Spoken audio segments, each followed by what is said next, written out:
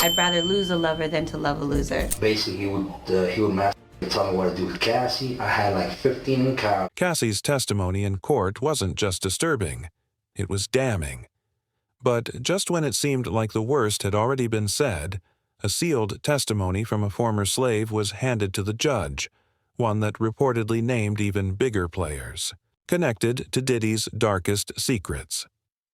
Diddy recently got the shock of his life in court after new testimony came to light from both his ex-girlfriend Cassie Ventura and an alleged slave named Jonathan Audi.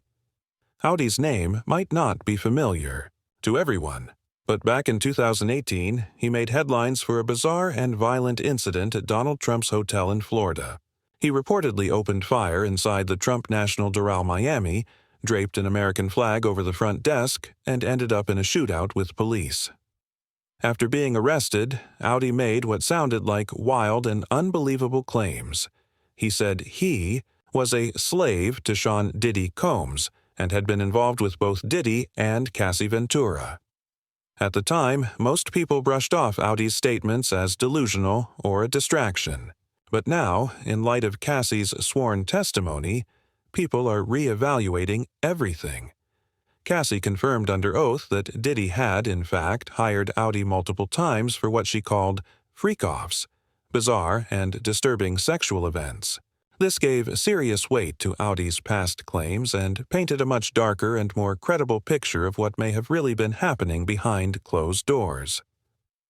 In court, during cross-examination, Cassie was questioned specifically about Diddy's slave, and it became clear they were referring to Audi. The fact that the defense even addressed this issue suggests that there might be far more truth to Audi's statements than previously believed. Audi himself has be like Glade, or there was another brand that she mentioned because he wanted it to smell a certain way. And then she Glade. says, then she says that they would get extra linens, and we've heard this story. Reportedly felt vindicated by Cassie's testimony, with his ex-wife saying he remains terrified of Diddy to this day. That ongoing fear speaks volumes about the power dynamics and possible threats involved. Cassie's account of the so-called freak-offs was graphic and painful. She described a chilling step-by-step process.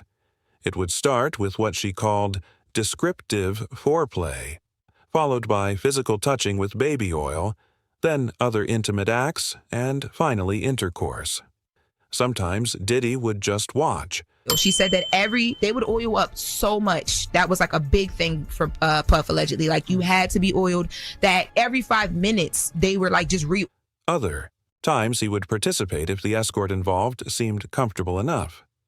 According to Cassie, she often felt like she couldn't say no or walk away because of the overwhelming power imbalance. When asked why she didn't stop what was happening in moments of deep discomfort, she explained that she was usually in a vulnerable position, surrounded by multiple men, and felt she had no agency or escape. What's especially disturbing is that these events weren't rare. They allegedly happened regularly over years, becoming a key part of what prosecutors now argue was a short life in why do you think world. That is, what the creative side is? Well, because losing out money, you got to take drugs. You're going through so much shit to try and deal with life. You are literally, it's an unhealthy space. A calculated system of control and exploitation by Diddy. They believe he used these freak-offs to manipulate and dominate people under his influence. Another major moment in the trial came from Dawn Richard, a former member of Danity Kane, who also took the stand. Richard alleged that she had experienced sexual misconduct and other abuse from Diddy, backing up many of the patterns. Cassie described. Her testimony was so damning that Diddy's legal team immediately objected, claiming that since this wasn't... And Diddy's team immediately started objecting to her testimony. Now, the reason why they are objecting is because they're trying to say not even trying, he literally said in court, Diddy's attorney, that everything Dawn is saying is a lie, and it makes no sense. Wasn't a domestic violence case, such statements were irrelevant. But the prosecution pushed back hard, arguing that the violent behavior she described helped establish Diddy's methods of coercion and intimidation. The judge agreed to let her testify. Richard recounted a 2009 incident where she witnessed Diddy physically assault Cassie simply because she didn't finish making his food on time. The next day, Diddy allegedly told Richard and another bandmate that people who talked about him like that end up missing. That's not just a warning, it's a threat, and it speaks to the fear and silence that surrounded Diddy's inner circle. The prosecution is using these stories to argue that Diddy knew his actions were wrong and that he used fear, manipulation, documents on Friday, and they pointed out a series of reasons that Dawn's lawsuit shouldn't go any further. They talk about statute of limitations, improper group pleas, and violence to keep people quiet. His team's attempts to shut down Richard's civil suit on the same day she testified suggests they know just how damaging her statements are.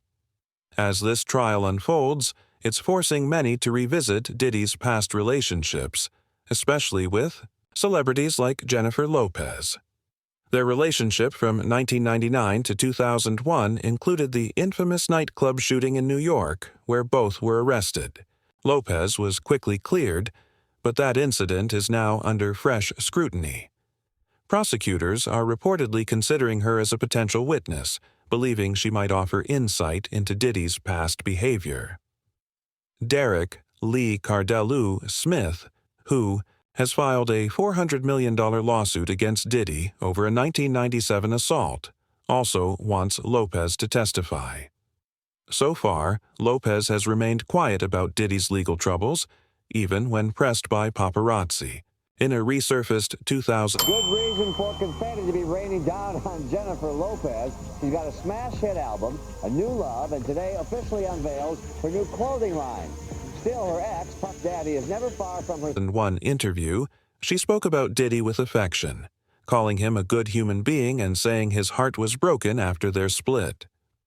In another clip, she admitted to having had a breakdown when their relationship ended, saying she didn't want to move or talk, which hints at the emotional weight of that time.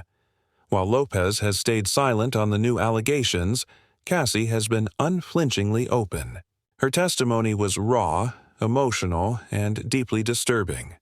What's even more remarkable is that she's pregnant and due to give birth soon, yet still chose to testify and speak her truth. After spending 10 years with Diddy, the things she's revealed in court have left people stunned and shaken. Some reports describe the courtroom as tense and silent, with observers visibly disturbed by the details. Cassie testified over 3 days, May 13th, 14th, and 15th, 2025, and each day brought more chilling insights into the private world of one of music's most powerful figures. The fallout from her testimony and from others like Richard is reshaping how we view Diddy. My testimony has given strength and a voice to other survivors and can help others who have suffered to speak up and also heal from abuse and fear. For me, the more I heal, the more I can remember. And the more I can remember, the more I will never forget. Not as just a mogul or celebrity, but as a man accused of running a dark, abusive empire behind the scenes.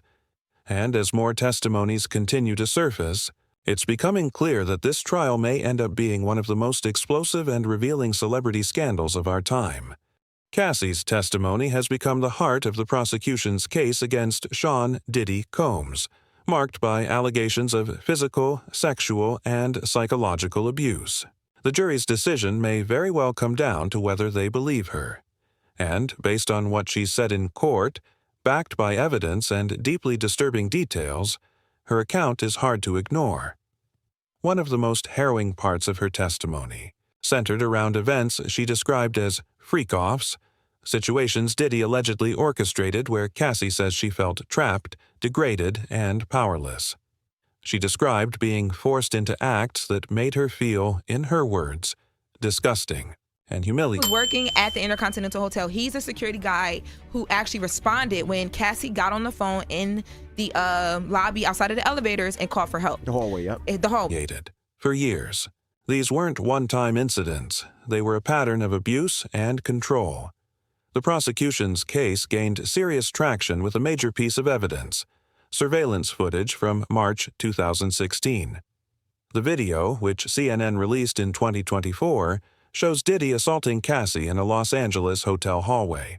He's seen shoving her, kicking her, and dragging her across the floor.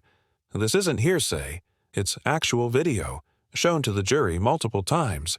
It lines up with Cassie with the first day of testimony in Sean Diddy Combs' federal sex crimes trial.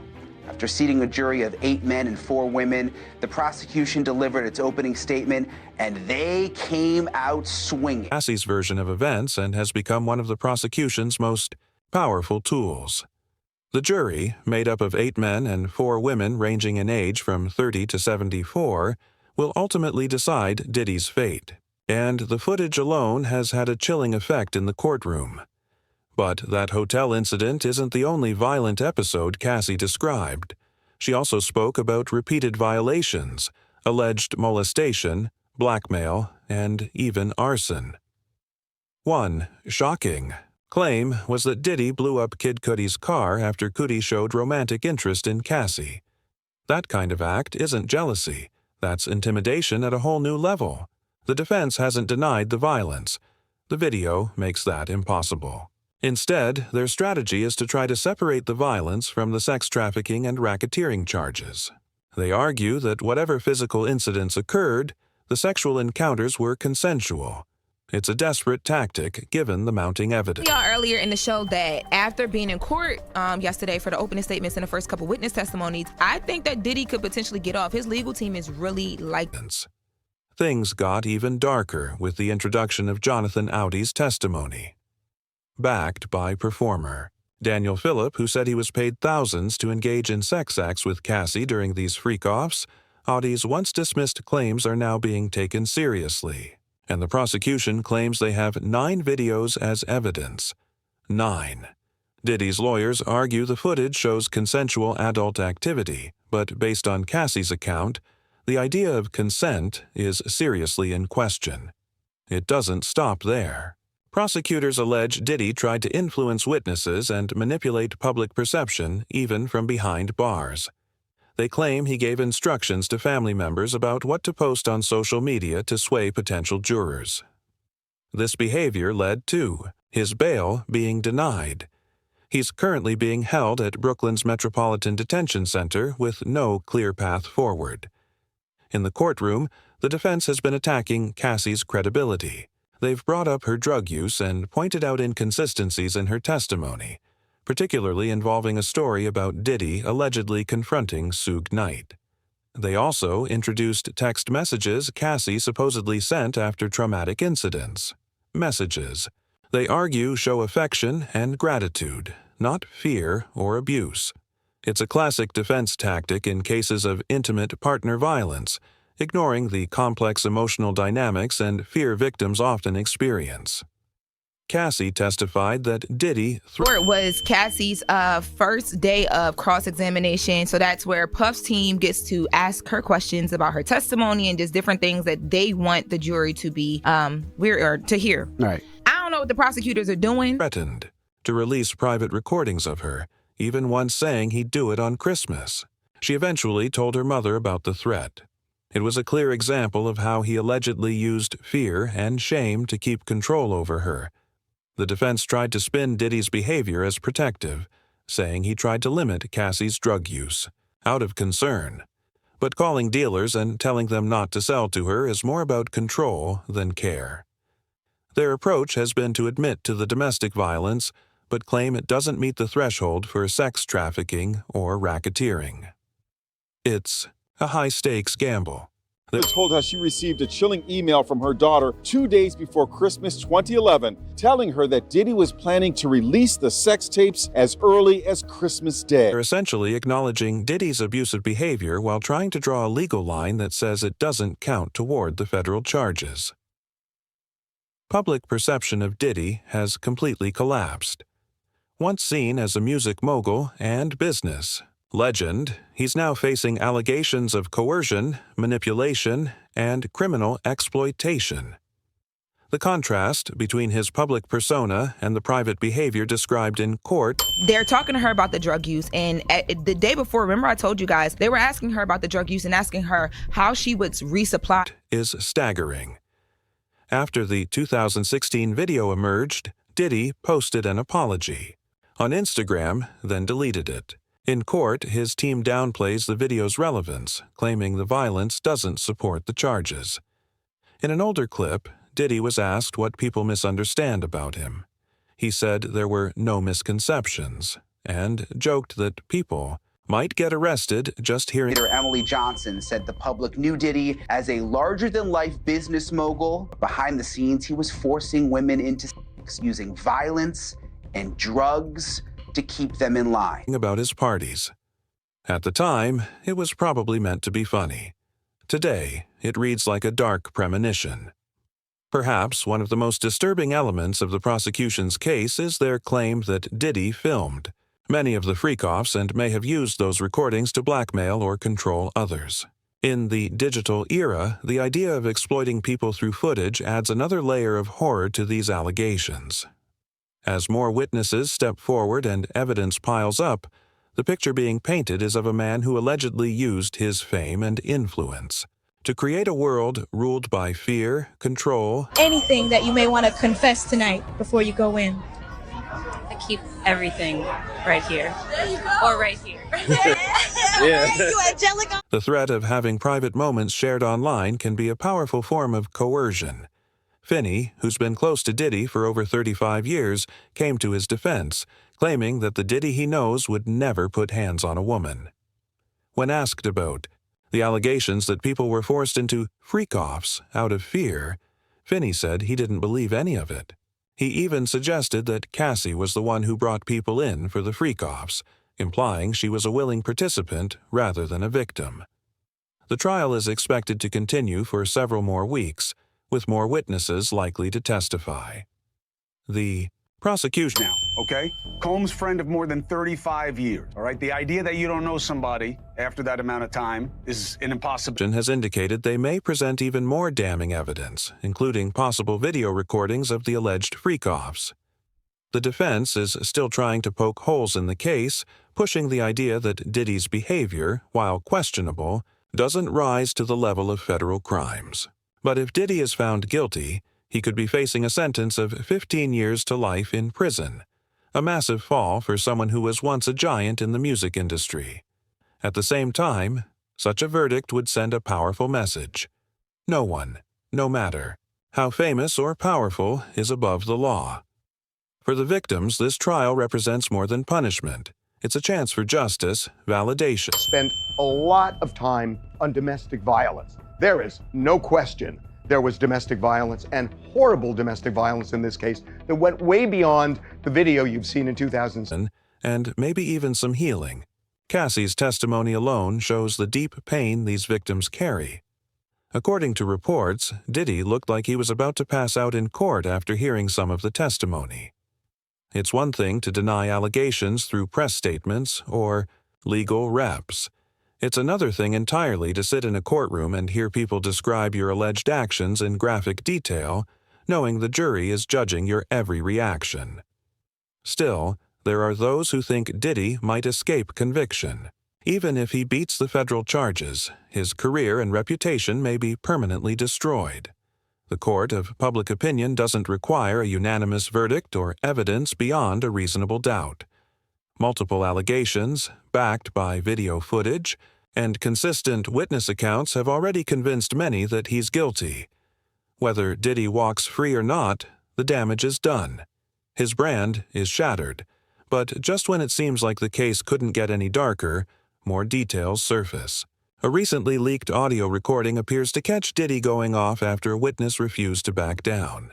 Prosecutors have already accused him of using jail calls to pressure witnesses, and this new recording could mean even more legal trouble. Diddy was arrested on September 16, 2024, after a lengthy federal investigation. He faces major charges: trafficking, racketeering, and transportation for prostitution. With his truck. I'm a savage! Whatever I want, I'm going to get! Whatever I want, I have to get! Trial kicking off on May 5, 2025, in Manhattan Federal Court. Since then, he's pleaded not guilty to all charges, insisting on his innocence. But what's making this case different is how Diddy has allegedly behaved while in custody. According to federal documents, he has been actively trying to contact and influence potential witnesses, even those who have accused him. These aren't just rumors. Prosecutors say they have receipts, prison call recordings, seized materials from his jail cell, and phone tracking data showing over 100 points of contact with witnesses from behind bars. According to the government, Diddy has been running a calculated operation to obstruct justice. Court documents detail how he allegedly used unauthorized calls, third-party messaging apps, and other inmates' access codes to reach people not on his approved contact list. He's accused of using PC numbers that belong to other inmates to make calls, including to witnesses. That's a direct violation of Bureau of Prisons regulations. Reports also say he set up three-way calls and paid inmates through intermediaries to reach people on the outside. Payments were allegedly made through apps like Cash App and commissary deposits. One of the more suspicious elements involves his use of a communication service called Contact Me ASAP. He allegedly had two accounts, one linked to his son, the other to another inmate, which he used to send hundreds of texts. Because of the nature of this case, we're going to make damn sure that we're right before we do that. But the names that we're going to name, assuming that our investigators confirm and corroborate what we've been told, are names that will messages to unauthorized recipients, including lawyers and witnesses. The scale of this operation suggests he was going to great lengths to stay in control of the narrative and keep pressure on key players in the case. According to the prosecution, the purpose behind all this communication was simple: blackmail witnesses or push them to give testimony favorable to him. That's obstruction of justice, a serious crime on its own. These efforts are why Diddy has been denied bail multiple times. In fact, in November 2024, he was denied for the third time, with the judge citing ongoing witness tampering as the main concern. This isn't happening in a vacuum. Prosecutors argue these actions fit a broader pattern of Diddy's behavior: manipulation, intimidation, and using money and influence to bend people to his will. There are even reports of him trying to manipulate public opinion through social media and controlled leaks of selective materials. Diddy has denied all of these allegations and continues to plead not guilty to the over 24 civil and criminal claims, including sexual assault. His legal team is fighting back but has remained mostly silent on the specific claims about his phone calls and witness communications. As this trial continues to unfold, it's becoming clear that the courtroom drama is only part of the story. The bigger picture reveals a powerful man accused of going to extreme lengths to maintain control, even while locked up, and the consequences of those actions could stretch far beyond the verdict. Blackmail attempts remain central to the legal proceedings against Sean Diddy Combs. One of the most disturbing layers of this case is how he allegedly tried to use social media to manipulate public opinion and potentially influence the jury pool. As it stands, Combs is facing charges including sex trafficking, racketeering, and transportation to engage in prostitution. His fame as a music mogul has already made jury selection challenging. Many potential jurors are aware of the allegations due to widespread media coverage, particularly on social media platforms. Prosecutors argue that Combs exploited this by directing his family, especially his children, to launch carefully timed social media campaigns to shape public perception. Court filings from November 2024 allege that Combs and his family orchestrated a calculated campaign. A key example cited is a birthday video posted by his son, Justin, on November 4, 2024. The video featured 6 of Combs' children, including one who joined via FaceTime, wishing him a happy birthday from prison. On the surface, it may seem like a harmless family moment, but prosecutors believe it was part of a broader effort to humanize Combs in the eyes of the public and potentially influence future jurors. They even allege that Combs monitored the analytics of the post and discussed how to maximize its effect. News outlets like CNN and GOTV have reported that Combs specifically intended to taint the jury pool through this campaign. It's not just about public relations anymore. It's about potentially undermining the fairness of the trial. These social media efforts are described by prosecutors as just one piece of a larger pattern of obstructive conduct, including using prison communications to contact witnesses and leak materials favorable to his case. The concern is amplified by the fact that social media plays a massive role in shaping modern public opinion. News spreads fast online, and misinformation can go even faster. In high-profile cases like this one, jurors are constantly at risk of being influenced, even subconsciously, by what they see online. This makes any intentional effort to steer public sentiment particularly dangerous to the integrity of the legal process. The allegations about social media manipulation only strengthen the prosecution's claims that Combs has been trying to obstruct justice at every turn. When combined with previous accusations, Happy birthday to Daddy.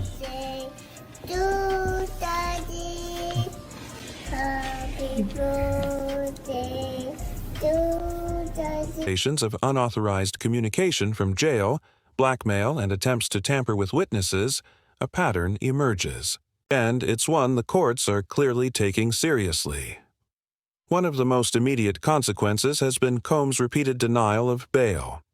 In November 2024, he was denied bail for the third time, with the judge citing serious concerns about witness tampering. He's remained incarcerated at Brooklyn's Metropolitan Detention Center ever since. This continued detention reflects how seriously the court views these obstruction claims. But the consequences might not end there. If proven true, these allegations could result in additional charges for obstruction of justice or contempt of court. These would stack on top of the already serious charges Combs is facing and could significantly increase the prison time he's exposed to if convicted. Another major legal moment came on November 8, 2024, when Judge Aaron Subramanian denied Combs' request to silence potential witnesses, reinforcing their right to speak freely. This decision was a clear sign that the court is prioritizing transparency and victim protection in this case. Further complicating things, Combs' legal team has challenged a search of his jail cell, claiming it violated his constitutional rights, and that materials seized were protected by attorney-client privilege. Prosecutors, however, say the search uncovered more evidence of witness influence and unauthorized communication, including Combs allegedly using other inmates' phone access codes and third-party communication apps to reach individuals he wasn't supposed to contact. Outside the courtroom, speculation and conspiracy theories have exploded. Social media is buzzing with so-called Diddy lists, likening them to the infamous Epstein documents. But unlike the Epstein list, which was backed by court records and flight logs, these online Diddy lists are largely speculative. Still, the Internet's response has been intense, prompting Combs to file a $50 million defamation suit against Courtney Burgess and his lawyer Ariel Mitchell, accusing them of spreading false claims involving minors. The actual federal indictment against Combs includes 5 main charges: racketeering, sex trafficking, and transportation to engage in prostitution.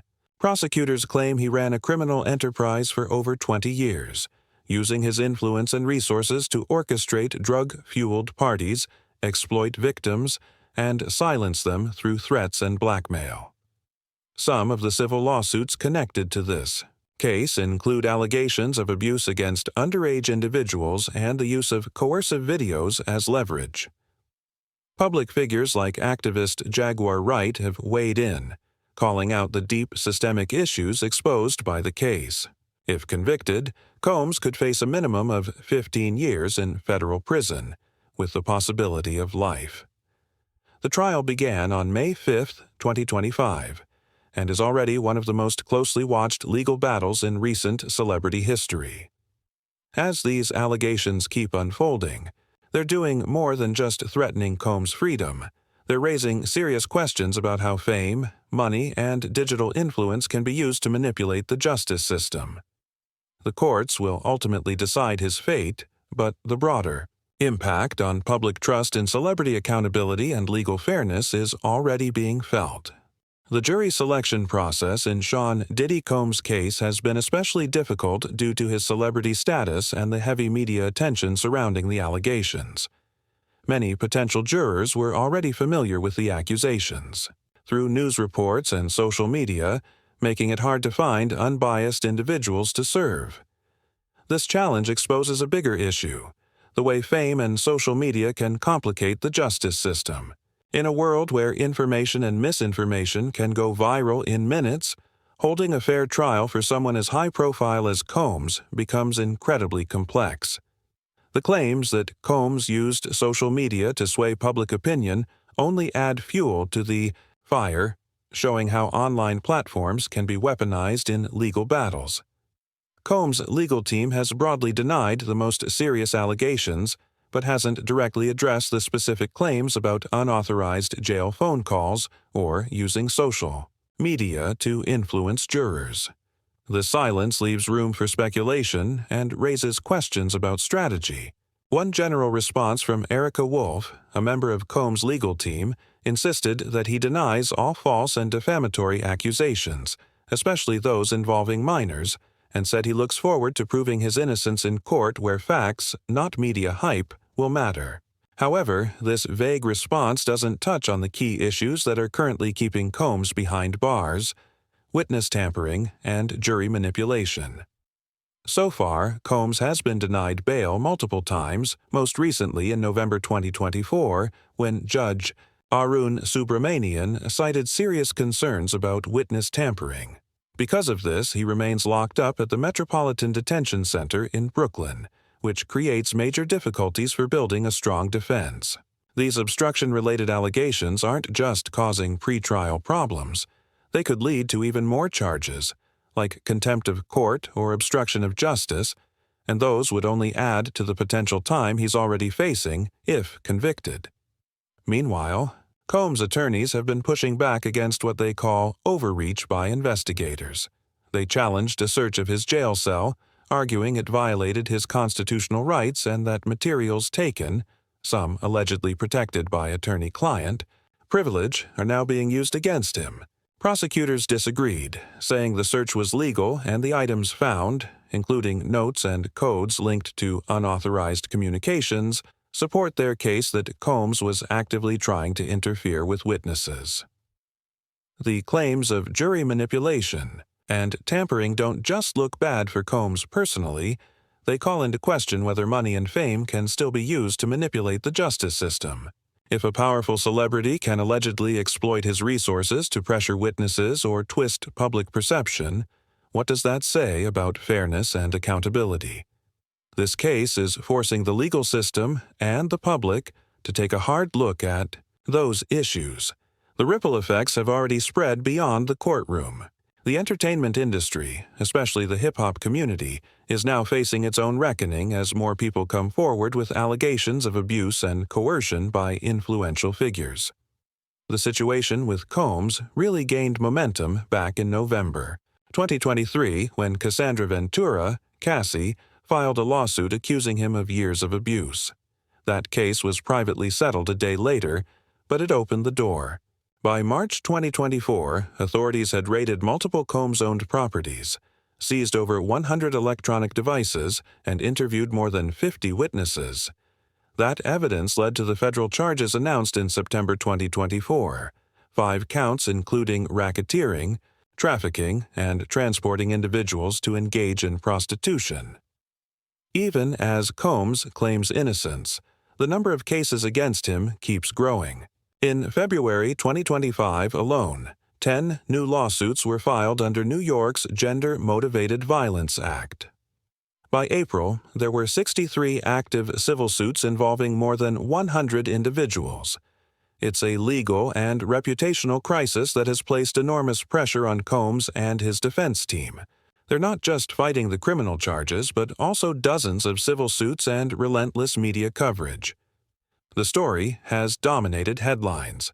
Outlets like The Hollywood Reporter, ABC, and BBC Sounds have all covered it extensively. Documentaries, like Diddy. The Making of a Bad Boy, on Peacock have drawn more attention. But the public conversation isn't always rooted in fact. Viral lists comparing Combs to Jeffrey Epstein have gone around online, even though many of the names and claims are unverified. Unlike the Epstein case, which was supported by official court documents and flight logs, these so-called Diddy lists mostly consist of online rumors and speculation.